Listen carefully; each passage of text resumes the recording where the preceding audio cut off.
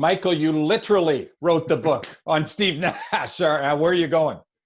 I'm going to go with Steph Curry, and that's no disrespect to Nash because I don't know if you get Curry without Nash.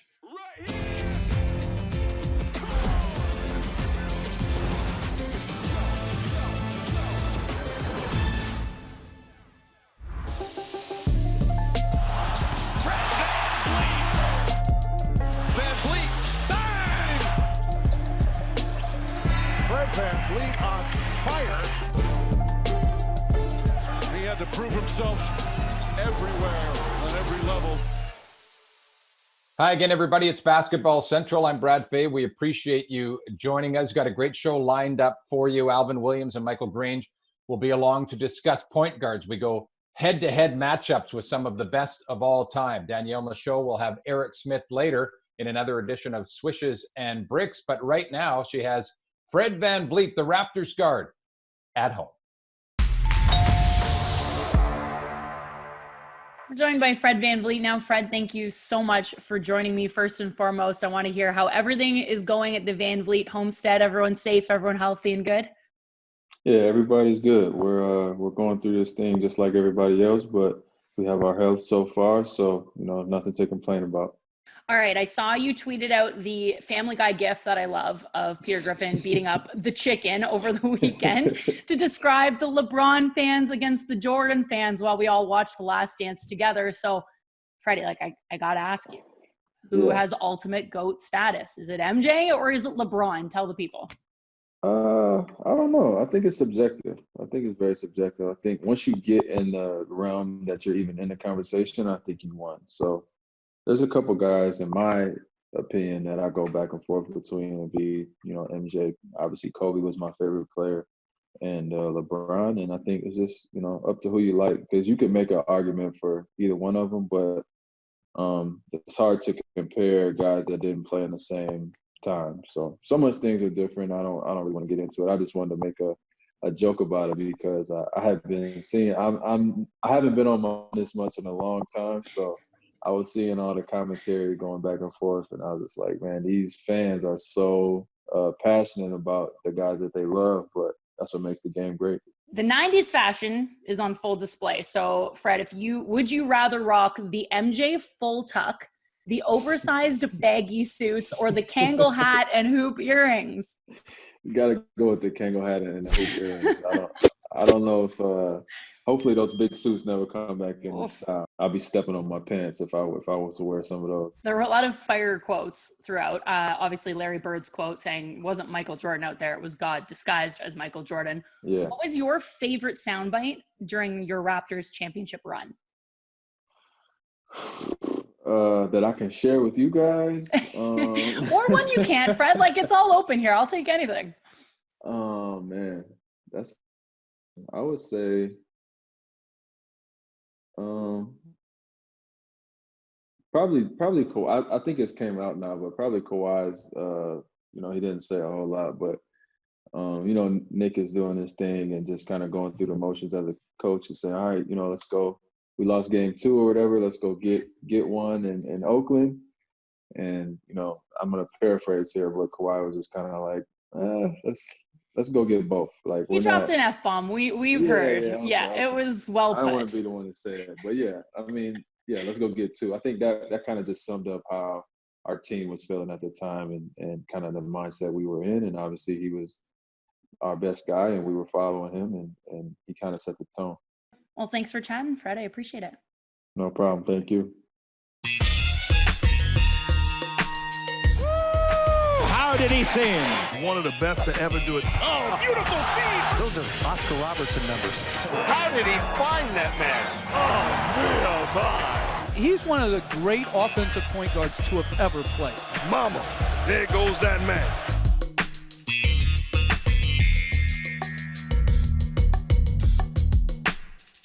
Time to rack it back, and some of the fun of this last dance has being the words sent out from Michael Jordan towards Isiah Thomas on one hand, what he thinks of him, and Magic Johnson on the other hand. It is night and day, and the first matchup of greatest point guards of all time is those two.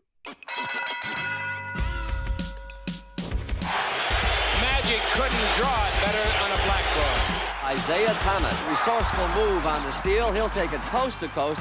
Michael, unfair matchup for Isiah, like him or not, when we're talking about going head-to-head with Magic Johnson? It is a little bit unfair. I mean, you would give Isiah Thomas an edge, can get a bucket maybe a little bit more over the course of his career, but when you look at overall impact of the game and efficiency, there's few who ever did it better than Magic. Alvin. I agree. I don't think it's unfair because Isiah was a hell of a player, man, and he gave Magic and any other point guard all the blues that they needed, but Magic Johnson transcended the game, so I got to give Magic Johnson the nod on that one. What Oscar achieved as a basketball player and really incredible stuff. How about the pass by Kidd? Oh, beautiful feet! Wow! And Oscar Robertson, for most of us, is looking back at pictures and the ridiculous stats, especially in the wake of what Russell Westbrook did. So Oscar Robertson, Alvin, versus Jason Kidd. Well, considering the fact I never saw Oscar Robertson play, I'm going with Jason Kidd. Jason Kidd, another guy we talked about, someone like a Magic Johnson, not as tall, but, he pushed the break, rebound the ball, triple-double guy in his own right. Not like Oscar Robertson, but Jason Kidd is the guy that I would go with in that comparison. And Michael. Thanks, Alvin. I'll go with Oscar. I mean, the guy averaged in his years in Cincinnati at his peak 29 points, 10 assists, and 8 rebounds a game. Shot about 49%. I'll take Oscar Robertson. This is Chris Paul. He's one of the great point guards this game has ever seen. He was the floor general. Finds the open man. He's the all-time leader. All right, a couple guys that have not won championships, but we're right there in the thick of it. I know you've had a lot of talk, Michael, in your writing of late, of John Stockton going up against Chris Paul. I love John Stockton. I think he's totally underrated, underappreciated for a lot of different reasons. But if I had to pick one guy for one game or maybe one season at his peak, I would take Chris Paul. I mean, he is one of the most productive players at any position in the history of the game. But this is a super, super tight comparison. How about you, Alvin? Yeah, very tight. I'm with you, Grange. But I'm going to go old school. I'm going to go John Stockton, getting a chance to see John Stockton compete against Magic Johnson and Isiah Thomas and him holding his own and, being a smaller player. But defensively, he was always in the mix. He was the nuisance on the court. He steals, as you mentioned, all-time steal getter, and just a guy that led his team. And I just love the aggression of Nash. Steve Nash, he enhances everyone around him. I don't know how you stop Steph Curry. Those are video game numbers for Steph Curry. My goodness. Alvin, one guy represents your adopted country of Canada. One guy is the son of one of your teammates with the Raptors. Who you got? I'm going with Chef Curry. Chef Curry, he learned a lot from Steve Nash, and as he admitted. But what Steph Curry does in the game, off the ball, on the ball, shooting from deep, and just mastering today's game, Steph Curry gets the nod on this matchup. Michael, you literally wrote the book on Steve Nash. Where are you going? I'm going to go with Steph Curry, and that's no disrespect to Nash because I don't know if you get Curry without Nash. But when you look at Steph Curry's ability to change defenses, put up 30, I mean, we're talking one of the 3-5 best players of all time, let alone one of the top 3 or 4 best point guards. Well, we named some of the very best ever, but Alvin, if you've got one point guard to win a game for you, who's your guy? Going with Magic Johnson. Magic Johnson's a guy who's won on every level, MVPs, championships. So Magic Johnson's a guy that changed the game, changed that position, and I think he's the guy, my overall #1 point guard of all time. All right, Michael. I think we're watching him. I think Steph Curry is going to go down as the greatest point guard of all time. The three-point shot is the #1 weapon in basketball. It's been proven. Nobody uses it with more effectiveness than Steph Curry. And let's not forget, this guy can really pass and penetrate as well. He's an all-around player. So, I mean, 2 good choices there, but I'll go with Steph Curry. Absolutely. Thank you, fellas. 9 out of 10, can you please fix your lens? 9 out of 10, got you playing pretend. 9 out of 10, here we go again. Saw you in the hallway, you say young and put on a show. Didn't know that's the code, but you're about to get rolled. Even Adam Silver told me I deserve the gold. Didn't get the trophy, but I got something to hold. These Forgive me, bro, I won't sell my soul. Big chillin', paint me as a villain. I jumped over the biggest dude in the building. We're back for another Swishes and Bricks. It will feature some things from the last dance, but I'm starting with what I feel like is the epitome of in the house board. Yeah, I'm in the house board. And that being Aaron Gordon coming out with this 9 out of 10 diss track towards Dwayne Wade after, of course, losing the 2020 dunk comp. Is this a swish or a brick for you, E? I wanted to jump in and just cut you off while you were talking because I can't get to brick quick enough for this. Because, I mean, listen, I'll give him that he can rap better than I can, but that's not saying a whole hell of a lot for Aaron Gordon. With due respect, heck of a player, but you're trying to go after Dwayne Wade in the middle of a pandemic lockdown. Please, brick. Complete brick for me too, E, especially considering he's drinking Dwayne Wade's wine in it. I don't know if that's a slight. In fact, you're just giving him more money in the bank, so I'm sure D-Wade's happy about that. And if anyone should make a 9 out of 10 diss track, it's probably Vince Carter towards Kenny the Jet. So this one, big old brick from me too. Now, there's absolutely nothing boring about The Last Dance. I think we can both agree on that. And we, as Canadians, were blessed with episodes 3 and 4 on Monday, which featured Dennis Rodman. So, brick or swish for you, E, his Vegas vacation? You know what?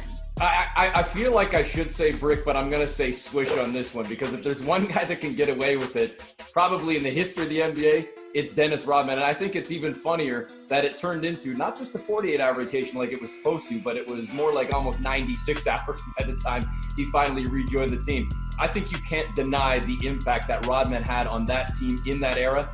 The real swish here would be if they release all the footage from that time spent in Vegas, because they clearly have it. They were following him around a bit, it seemed. I would love to see that. James Corden decided to do something for a good cause with that laundry, and it's the Shirts Off Shootout Challenge. And he was challenging NBA and WNBA players, past and present, to take part. But my brick and swish, I do not want you to take the charity aspect of this, E, because we both agree that's always nothing but net. But brick or swish for Steph Curry doing this particular challenge? All right, I'm going to say I'll give it a swish because of the fact that he's at least stepping up to the challenge. And on top of that, based on what I think I saw, he's actually posting the real video. You almost changed my mind on this, but I'm still giving him a brick because for me, it's the technique. What's with the underhand? Like, can't we start shooting jumpers? I feel like that might have worked better. Plus, think about what clothes you're going to put on and try and shoot, because those baggy shorts that were heavy just knocked the basket over. It was a complete disaster. So Chef Curry cooking up nothing in this challenge for me. He gets a brick.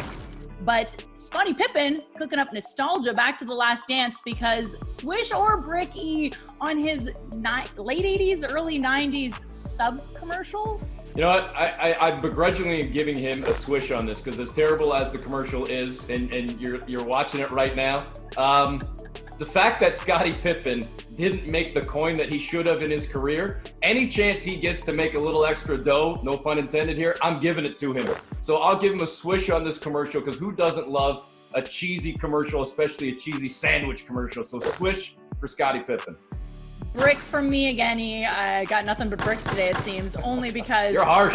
I know, I'm a harsh critic. It's that last shot where he's dunking the sub. How many subs were sacrificed for the making of this commercial? We could have eaten those delicious looking subs. So brick for me, sorry, Scotty.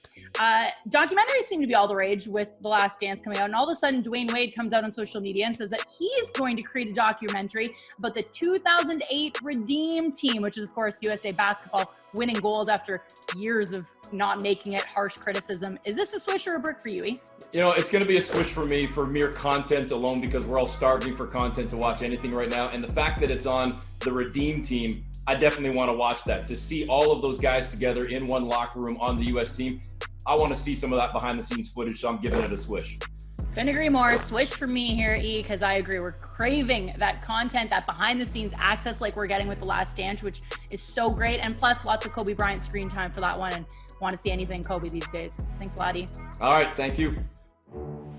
Like most sports fans, I love debate at the best of times, and this is as good as it gets when it comes to the polls that we've done going back to the early 2000s at Sportsnet. And this inbox is one that I can't remember ever having something that is so evenly matched. All four of these legends could get the nod as best in-game dunker. There was a lot of love for Vince Carter, but then people were writing in and saying, can the over 30 crowd vote on it now? Who would you take out of there, and who would you name as the best in-game dunker? As the inbox moves forward, we want your participation, not just your vote. You can find us on our social channels at #HoopsAtHome. Give us your best trick shots, what you're doing in isolation to get creative. We've seen Leo Routens and the wine and twine in his backyard pool down in Florida. We'll leave you with examples of what you might try to aspire to as we take you away from Basketball Central. It's 5 o'clock, time to wine and twine. Cheers. Face! In your face!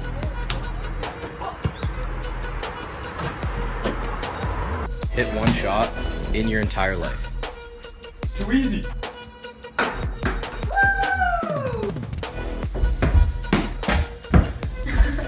can shoot right, or I can shoot left.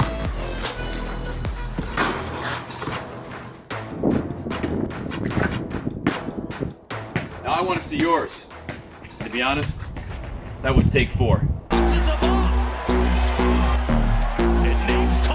We've got NBA 2K League Tuesdays on Sportsnet 1 at 7.